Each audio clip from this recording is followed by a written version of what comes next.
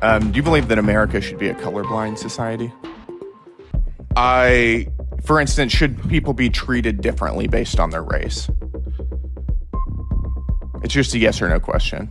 It's not a yes or no question. Up and coming firebrand Congressman Brandon Gill absolutely pummels a woke, annoying leftist race baiter. Folks, I don't know about you, but I can't stand these people. They are a projection of everything they claim to hate. They say they hate racism. They say they hate misogyny, sexism, whatever. And they do all of those things times 10, all while saying that you're the bad guy.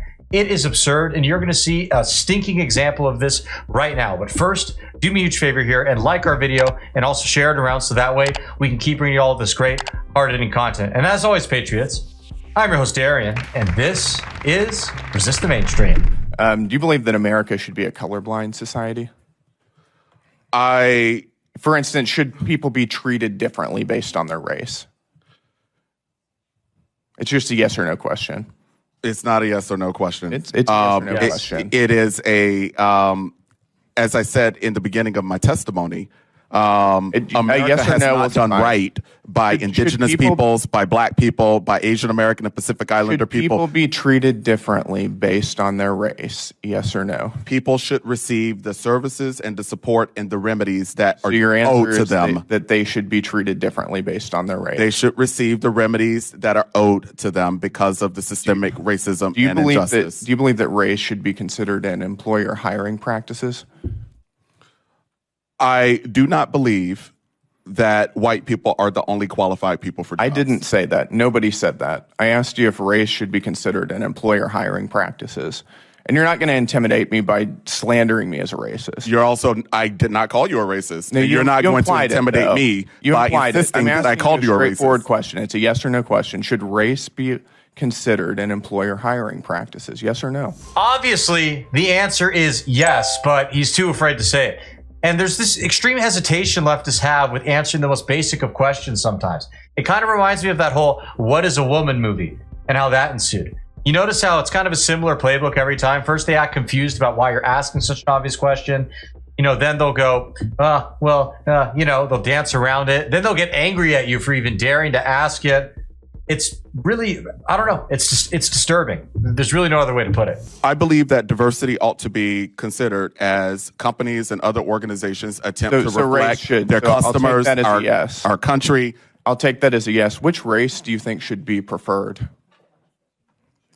I do not think that a single race should be preferred. You just said that you believe that race should be considered in employer hiring practices.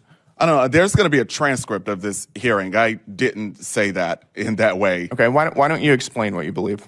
What I said and what I believe is that the demographic composition of workplaces, which our nation's military, and so on, our Congress ought to reflect the diversity of the United States of America. Racial demographic composition. Racial demographic, is that what you're saying? Racial, gender. Okay, so race should be a factor in employer hiring practices.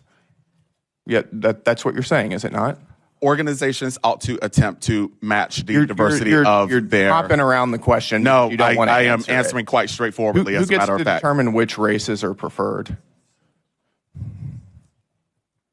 I already told you I don't have a single racial group. You just told me that you believe that the racial demographic makeup should be taken into account in hiring practices. And it should be reflected in all levels of companies and other organizations. Okay, let's talk about... No, it shouldn't be. And this, by definition, means you're going to have less qualified people running the show, which in the case of business means less efficiency, more headaches, things of that nature. And in the case of other situations, life and death in many cases.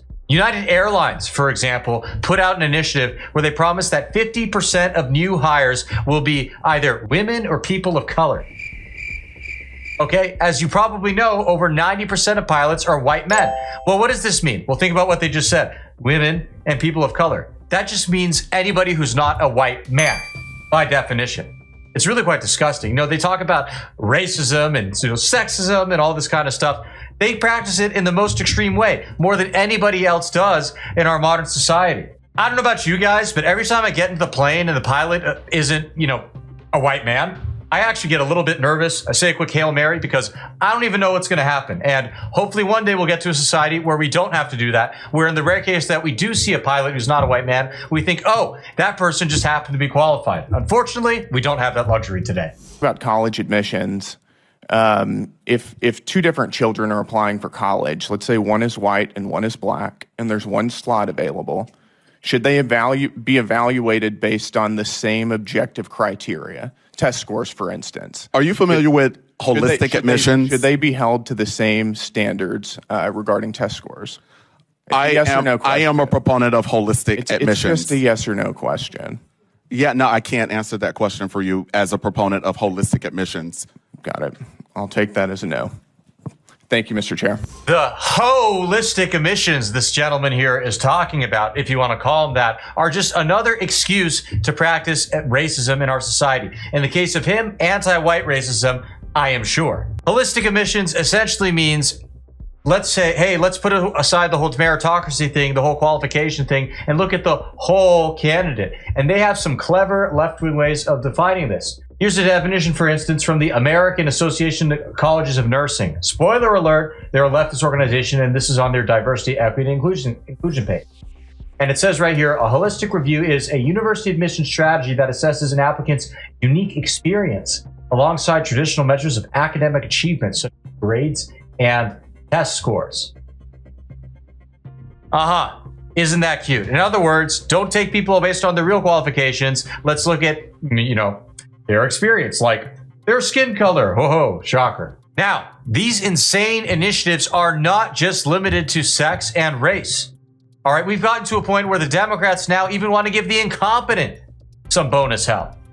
You are not going to believe what you are about to see. The FAA has prioritized hiring people with severe psychological disabilities, with psychiatric problems, and with physical and mental issues. That is straight from the FAA.